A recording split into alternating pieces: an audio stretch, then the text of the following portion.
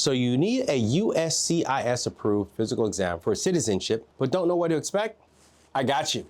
When undergoing a physical exam for U.S. citizenship, part of the process for obtaining a green card or adjusting your status within the U.S., you can expect the following steps. These exams are conducted to ensure public safety, confirm that applicants meet the health-related standards for admission, and to identify any medical conditions that might need attention before granting citizenship. So before the exam, you will need to choose a designated civil surgeon. Only a doctor approved by U.S. Citizenship and Immigration Services, or USCIS, can perform the exam. These doctors are known as civil surgeons and are listed on the official USCIS website using their search function.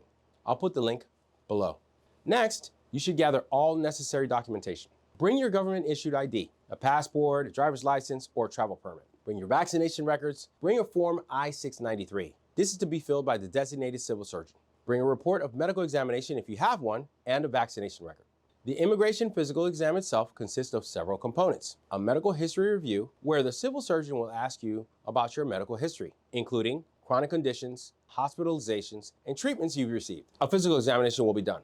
The physical exam includes typically an examination of your eyes, ears, nose, throat, extremities, heart, lungs, abdomen, lymph nodes, skin, and external genitalia. The purpose is to check for signs of physical or mental disorders that might require further evaluation. Bring your vaccination status. The doctor will review your vaccination records to ensure that you meet U.S. immigration vaccination requirements.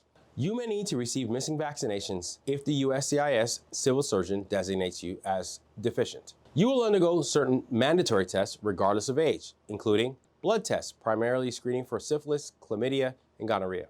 Also, titers to check for immunity against the most common diseases we typically vaccinate against here in the U.S. A TB test is always required, and this may be done by blood or by skin.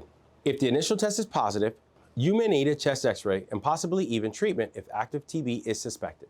A drug and alcohol screening is not a standard requirement for all applicants, but the civil surgeon might conduct screenings based on your medical history and examination findings. After reviewing the findings, the civil surgeon will discuss any medical issues identified during the exam and might recommend treatment or follow-up for certain conditions. Completion of Form I-693 is next, and the civil surgeon will fill out the form based on the findings of your exam and seal it in an envelope for you to submit to USCIS. Do not open this envelope.